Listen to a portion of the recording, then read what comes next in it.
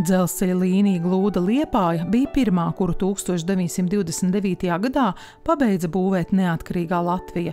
Te joprojām kursē pasažieru vilciens, bet tas vairs nepietur visās stacijās. Raidījumā piestāsim 3 no 6 tipveida ēkām – Kalvenē, Ilmājā un Bērzupē. Jāteic, ka šīs staciju ēkas Jāņa Šarlova projektētas ir gluži kā muižas – plašas un krāšņas.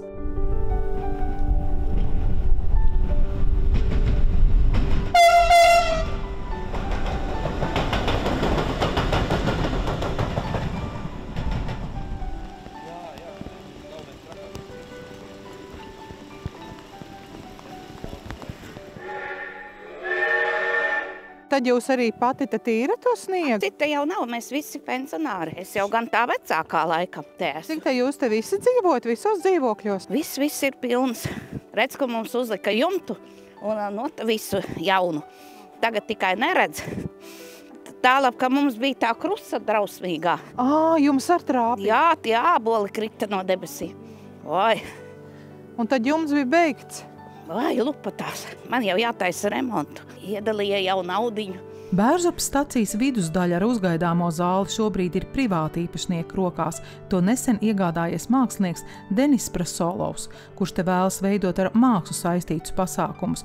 Tā zina stāstīt Salcerīta Cine, bet viņa pati te dzīvo jau no dzimšanas. Māte bija pārmīniece šeit, te bija stacija, te bija dežuranti līdz 61. gadam. Kā teikt, pēdējo kā šoseju Kalnciem uzcēla, tā mums jau te bija sliedas, redz, te jau nāca vagonu veikali, vagonu klubs. Vispār jautri gāja, visi vilcieni piestāja, Bārtulim nāca tie rauši, tā jau tie kombikormi nebija rauši. Mēs olta pilns kabats ar raušiem.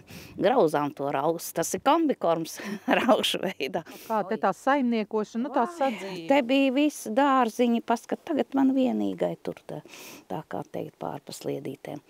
Ar gribēju tā kā nopirkt no dzelzceļa. Nē, vajag, tev tur puķis vien ir, lai viņi tur vismaz kāds apkopa, kāda kustība notiek tajā stacijā. Un tā. Dzelzceļa bērni mēs bijām. Mūsu Dobeles slimnīca neņēma pretī. Kāpēc tā? Tāpēc, ka dzelzceļnieki tā jau bija, atceries, bija armīnieki, dzelzceļnieki. Kā teikt, mums bija Liepāja, tikai nakts vilcienu kāju salauza. Vienu nakti braucu prom ar mammas zābaku kājā. Otru nakti ar to ģipsi braucu atpakaļ. Kā bērnam nāk miegs. Tāpat piedzīma arī. Mamma brauca. Kāpēc kara 52. gadā? Viņa no 50. gada jau stacijā. Jā, pēc kara tūlītām. Aizbrauca. Ar uz to Liepāju tad viņa? Uz Liepāju pie doktora. Aizbrauca. Oi, nē, brauciet pēc 2 nedēļām vai pēc mēnesi brauciet. Vēl pātru. Sāka jau. Šitai saldu nepaspēja. Uz ātriem mani paņemt. Es jau piedzimu. Vilcienā? Jā, vilcienā. Pirms saldu nepaspēja, Dobelē sagaidīja ātri. Jūs mammai prasījāt, kā tas bija, cilvēki palīdzēja, kā? Tā jau cik teica, mammai uz Šineli piedzima, kā te.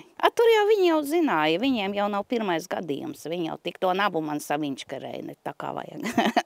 Tā jau nebija tie kupējnieki, tad tikai tur, kā teikt, to vietiņu, lai atbrīvo mammai uz Šineli, tiņš kārtībā.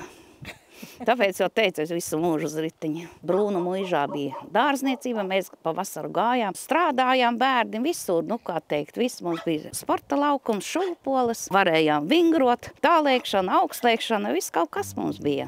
Daudz bērni bijām. Šeit uz peronu, tā kā teikt, jau nav tā kā tagad zāle, kad aug. Arī te pa to uzgaidāmo telpu pašeptējāties? Jā, neko nevarēja, nedrīkstēja tā. Mēs pie cūkot nedrīkstējām, mums jau veikals tur bija. Mēs gājām uz puru strādāt tur aiz meža, Bērzupas purus, tur ogas lasījām, zemenītes, sprādzenes bija, tad jau armija arī te lādēja tankus, mēs ar tankiem, tur bija šitā te pacēlums viņiem, estakādi, un tad mēs braucām līdz kazarmam, sarkans karo, Krievtanga.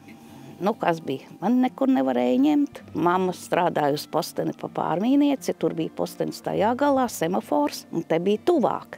Vecā mamma sacep pankūks. Nu, es nesīšu tos pankūkus tur. Ai, nav jau laika tie bērni. Mēs jau diezgan pamaz bija. Skolā vēl negāju. Mēs pa sliedēm nedrīkstējām iet. Jāiet bija pa maliņu. Nu, nesu pankūku. Ai, noslēpšu grāvī. Aiznesīšu vēlāk. Skudras riņķi visu apēna. Mamma atnāk mājā. Vai niekā gribās ēst? Bija jāizstāsta, ka tās pankūks nenonāca. Neatzinos. Negribēju atzīties ne pa ko. Bija visādi kumēdiņi. Bija. Tā ēka pati taču ir ļoti grezna un skaista. Nu, jā, paskat, kādi dekori. Nu, paskat, redzi, kur dekoriņi, redzi tie. Nu, tagad mums tā ceļ izcieta karu. Vāj, te jau tā aiztaisiet, te jau viss bija nobombardēts.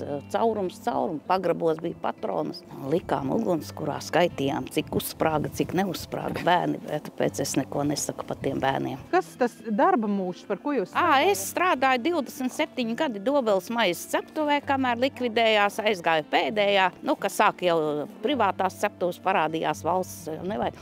Armija nebija, kam cept vairs maizi. Tad es drusku pabraukāju uz komunālie pakalpojumi, tur bišķi pa sargu pastrādāju. Tā bezdarbnieki, tad pie Dāņa 7-8 gadi Dobeles vecais. Tad ar riteni jau minos, turp apakaļ. Viņu pabeidza 1932. gadā, kad šo staciju sauc par Bērzupi, bet sākumā nosauc par Jaunpili, un tad noteikti atbrauc ar koferiem, vai ne, un es tagad iešu uz Jaunpili. Cik tur, kā 10 kilometri? Jā. Pa mežu? Nu, jā, pa mežu. Jo ceļa arī nav. Ceļa jau nav. Kur tad tā pa Jaunpili nosauc vienkārši? Mārketings arī mazliet ir, jo stacijas nosaukums tomēr ir tas, kas pievelk cilvēku. Nu, uz kurien viņš brauks uz meža vidu, viņš nezinu, vai brauks. Skaidrs, ka uz Jaunpili var aizbraukt, un to tas stacija nosauc. Bet, protams, tas nebija īsti loģiski, un tad sāk meklēt pareizo nosaukumu. Bet kāpēc tieši Bērzupe? Tas ir tas jautājums, uz ko laikam īsti neviens nevar atbildēt, bet tā kā man bija tas gods tikties ar Eduarda Bērzupes tuviem radiniekiem, viņi izstāstīja, ka šī stacija nosaukt par godu Eduardam Bērzupem. Es domāju, ka daudz nezinu, kas ir Eduards Bērzupe. Faktiski, laikam, Latvijas dzelzceļam nebūtu tik daudz staciju ēku un tik kvalitatīvu ēku, ja, kas, ja tiek uzturēts, tad arī ļoti labi kalpo ilgstoši, ja nebūtu Eduarda Bērzupes. Faktiski, tad, kad mēs atjaunojām Latviju 90. gada sākumā, mums arī bija lielas problēmas ar būvniecību. Padomju būvniecības sistēmu mēs diezgan labi zinām, viņa tāda, ka iet tā būvē, bet ne par kvalitāti, ne arī par kaut kādām individuālām pieejām, tur nav nekādas runas. Tāpēc arī atcerējās, kas ir Eduards Bērzupe, jo pārizdeva viņi savā laikā uzrakstītos būvniecības noteikumus, kuri ne tikai tas, kā jābūvē, bet arī cik laika patērē katrs būvdarbs. Tad Eduards Bērzupe tika izvilkts ārā, vai viņi uzrakstītie noteikumi, kas tapa 1930. gados, bija par pamatu ne tikai dzelzceļa ēku būvniecībai, bet lielai daļai tieši sabiedrisko ēku būvniecībai Latvijas Republikā. Cilvēks bija neapšaubām talantīgs, savu lielāko mūžu daļu nostrādājis Latvijas dzelzceļa sistēmā. Pēc Otrā pasaules kara bija vienkārši rasēšanas skolotājs, jo laikam, tik talantīgi cilvēki nevarēja laist pie nopietnākiem darbiem, bet gandrīz visas dzelzceļa ēkas, visu šo 20 gadu garumā starpkara periodā arī ir būvēts Eduarda Bērzupes uzraudzībā, jo viņš nebija priekšnieks. Viņš bija sevišķi uzdevuma inženieris, viņš bija inženieris revidents, tad cilvēks, kurš reāli gan komunicēja, gan arī atbildēja par būvdarbu kvalitāti. Šī ir viņa stacija, tā vismaz man viņam brāļa meita teica.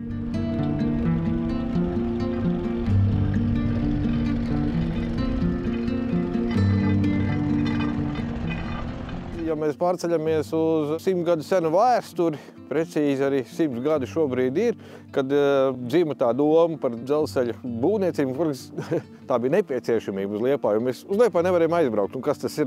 Mūsu viena no nozīmīgākajām pilsētām, mums caur Lietuvas teritoriju jābrauc. Protams, ka tas ir apgrūtinoši. Tajā mirklī pieņemt šādu drosmīgu lēmumu nebija toreiz tā iespēja ne to naudu pat aizņemties normāli, ne arī kur vēl viņu dabūt. Ja. Paši, ko esam sapelnījuši, tas ir jāliek iekšā un pašiem arī jāizdomā, kā to dzelzceļu būvēt. Nenāks neviens no ārvalstīm un nesāks mums te tagad rādīt. Ja. Laime faktiski ir tāda, ka aizpagājušajā gadsimta 70. 80. gados dzimušie jaunieši ne tikai visi kļuva par rakstniekiem, dzejniekiem, grāmatu izdevējiem, kas vairoja mūsu nacionālo atmodu, bet daudz kļuva par inženieriem, kuri jau līdz Pirmajam pasaules karam un arī Pirmā pasaules kara laikos, kas ir būtiski, bija uzkrājuši diezgan lielu pieredzi. Runa iet par cariskās Krievijas impēriju, pateicoties šiem te gaišajiem prātiem, inženieriem ar pieredzi, kas atgriezās Latvijā 1919. 20. gadā, pamatā no darba dzelzceļos Krievijas. Viņi arī bija tie, kas veica gan līnijas trasēšanu, jau bija sākušās īpašumtiesību jautājumu aktualitātes. Tur nemaz nebija tik vienkārši, nevaram to dzelzceļu būvēt taisni, ja? Tur vajadzēja skatīties, kam tā zeme pieder, un otrs tīri fiziski realizēt šo te procesu. Mēs bijām tik ļoti motivēti, ka mums tas dzelzceļš ir vajadzīgs par katru cenu. Un faktiski 4 gadu laikā mēs viņu uzbūvējam, no 1925. līdz 1929. gadam. Jā, bez ēkām sākumā. Stacijas ēkas vietā tika atvests vagoniņš. Nu, kas tad tur? Nu, padzīvosim vagoniņā kādu laiku.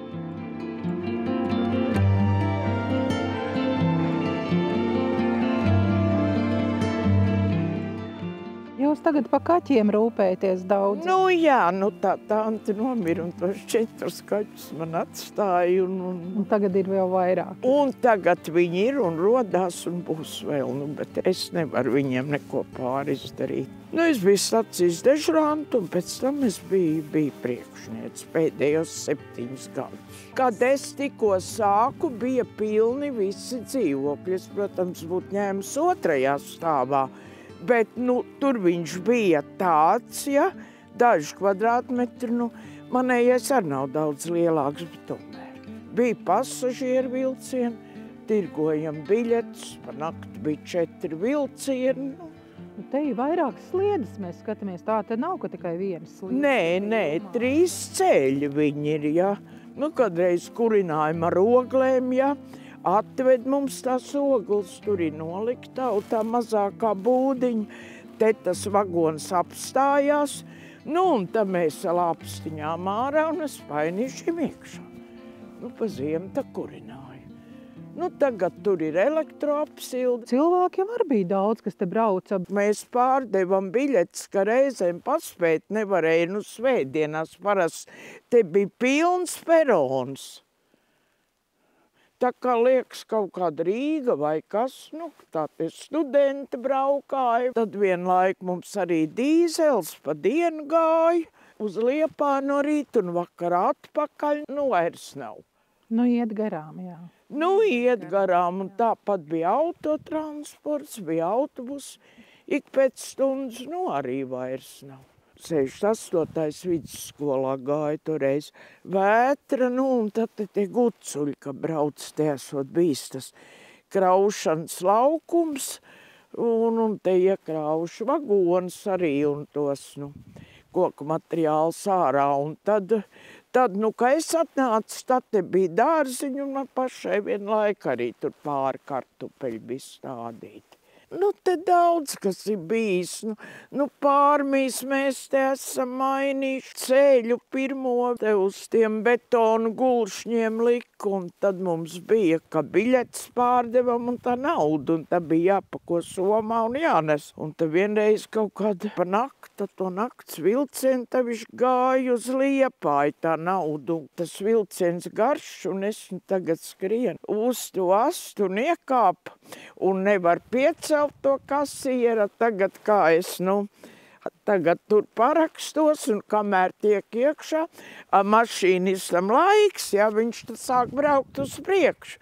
Es lecu ārā. Es izlecu no ejoša, ko man gandrīz, bet nepilnā ātrumā, bet tā, šis tagad sauc par āciju. Mašīnis, sakiet jūsu uzvārdu. Ko tu gribi no mani uzvārdu? Teicu, viņš vēl prasa, ko es gribu. Tā, vai jums ir signāls jāskatās, vai nav. Un tā, un pēc pirmās profesijas vispār es esmu mediķis. Kā toreiz bija, beidz mācību iestādi, ja bija obligāti gadi jāatstrādā. Es atstrādāju, tur tā, badā nomirt. Nevarēja toreiz, bet dzīvošana tā arī nebija. Un tad man viena pazīstama teica, man negrib nākt uz Pārmjām strādāt. Tur tā kā vajag un tā es aizgāju. Nav jau tā, ka man kādreiz nav gribējies aiziet, visādi bijis te.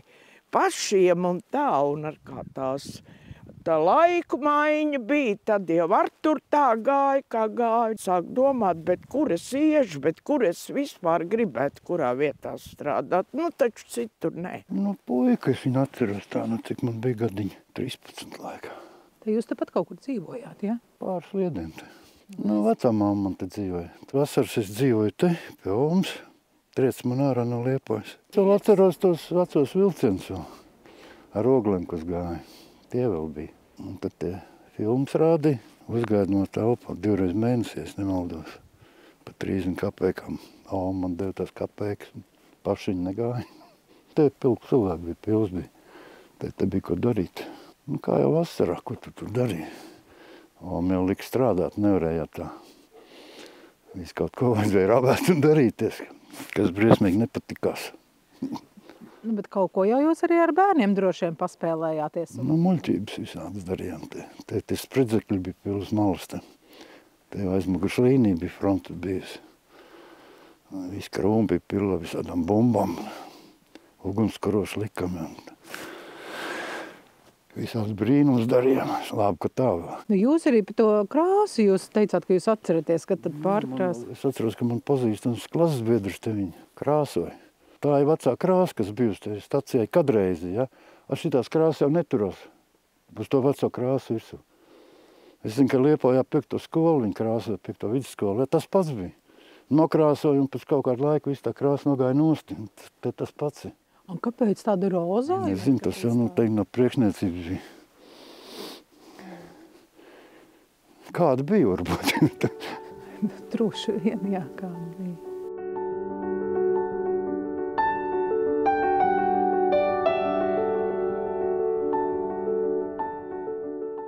Dzelzceļa līnijā Glūda Liepāja pēc šāda Jāņa Šarlova projekta uzbūvēja 6 staciju ēkas, bez jau minētajām arī Bikstos, Blīdenē un Rudbāržos. Stacijas ir plašas, aptuveni 670 kvadrātmetru kopējā platība. Pirmais stāvs ir dzelzceļa darbiniekiem atvēlēts, un arī, protams, pasažieriem. Vismaz visiem tiem, kas saistīti ar vilcienu kustību un arī ar to braukšanu, to skaitā pasažieri. Bet otrais stāvs, tas ir tīrs dzīvojamais fonds, kā mēs tagad mūsdienās to varētu nosaukt. Dzelzceļa ēkas, tā faktiski ir vizītkarte kādai vai apdzīvotai vietai vai kādam maršrutam. Kalvenes gadījumā mums laikam vairāk jārunā tieši par maršrutu. Tas ir maršruts uz Aizputi, un pat pašā Kalvenē mēs te veramies apkārt, nav daudz to iedzīvotāju, un viņi arī nebija toreiz. Šo staciju izmantoja pārsēšanās vajadzībām, aizvest uz Aizputi. Kā tad tu kāpsi ārā kaut kādā nekurienē un neglītā vēl vietā? Tad vismaz jākāp ārā ar šikumu, lai tev sagaida ar šikumu stacijas ēka. Tas ir Jānis Šarlovs. Arhitekts ar lielu vārdu viņš nav Jānis Šarlovs, bet diezgan daudz dzelzceļa ēkas, kāds 20 pat vairāk viņš ir projektējis. Protams, kad lētāk ir būvēt pēc tipveida projekta, kādreiz kaut kas tiek pamainīts, un šajā gadījumā, piemēram, pēc tā bagāžu noliktava piebūt klāt, Bikstos, Blīdenē nav. Tā ir atstāts. Vietējās nozīmes arhitektūras piemineklis, tā ir Bikstu stacija, kas joprojām tiek izmantota, arī pasažieru pārvadājumos piedalās. Jā, dzelzceļa piederoši un dzelzceļš apsaimnieko un dzelzceļš arī rūpējās un izmanto ēkas pirmo stāvu. Kalvenē ir 3 sliežu ceļi, tad ir kādam jāvada kustības vadība. Šeit nav modernās iekārtas, kur tas notiek attālināt. Šeit uz vietas katru dienu 24/7 atrodas stacijas dežurants. Un arī citas tehniskas iekārtas, kas nodrošina tieši šīs dzelzceļa stacijas vadību un arī tālāk informācijas pārnes uz nākamajām stacijām. Tāpēc kaut kādā ziņā stacijas ēka ir pasargāta, ja? Bet otrais stāvs te nav dzīvokļu, nedzīvokļu. Nav pieprasījumu, jo apkārt nekā nav, un ko tad cilvēks, kurš šeit dzīvos, darīs? Tad, kad mēs aizējam tur otrajā pusē, mēs redzam, ka ir tāds pamatīgs laukums. Faktiski es to dēvētu par autoostu, un tādi kādreiz bija labi. Varbūt te nebija daudz autobusu, bet tas, kas uz Aizputi brauc, tas sagaidīja. Mana paša personīgā pieredze, vislabākais brauciens manā mūžā ir ar nakts Liepāju. Ja? Tā viņi kādreiz dēvēja. Tas ir vilciens, kurš visu nakti brauc no Rīgas uz Liepāju un arī no Liepājas uz Rīgu. Es kā rīdzinieks izmantoju to virzienu uz Liepāju. Un mani vecāki mani veda uz Aizpuci. Un šeit mēs pulksteņus 4, ja nemaldos, 02. Galvenais bija neaizgulēties. Jā. Te bija autobus, kas sagaidīja laipni tos, kas brauc uz Aizpuci. Durvis. Lūdzu. Paldies.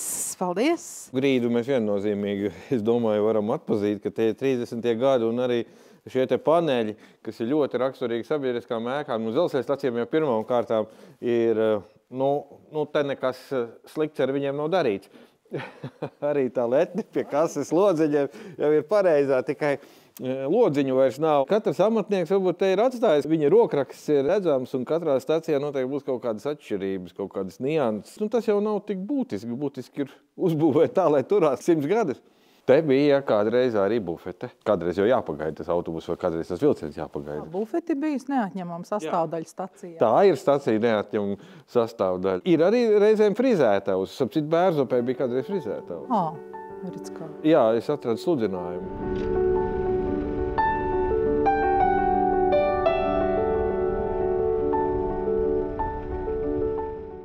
Vēsture man ir 2 grāmatas. Mūsu Ananieku pagasta tā. Viņa bibliotekā ir Rīgā. To jūs tā kā esat lasījusi? Nē, es arī autors tur bišķi pa to stacijas vēsturi. Iesim tās grāmatas paskatīties. Jā, lūdzu, nāciet. Kur man tie kaķi palika? Man jau tie kaķi laižās pa gabalu. Kaķi jums te sunīts ar kaut kāds bija? Bija.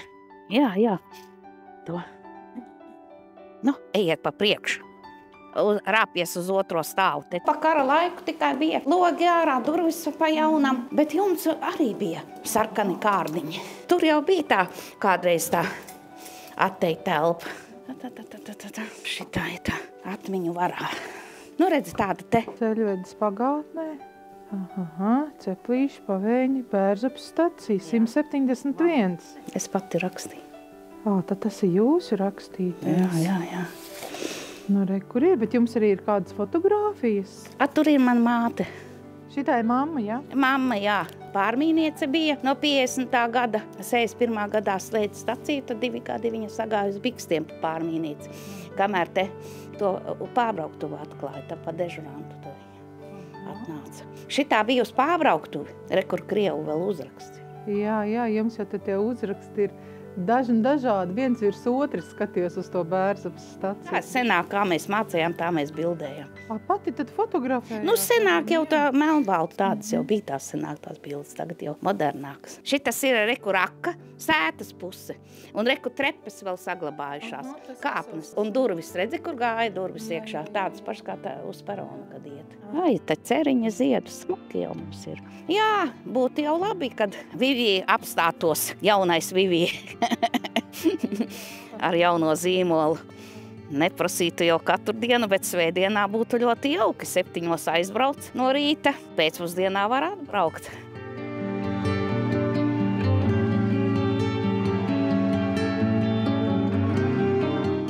Šī bija 2. sezonas noslēguma epizode raidījuma ciklam Tiksimies stacijā.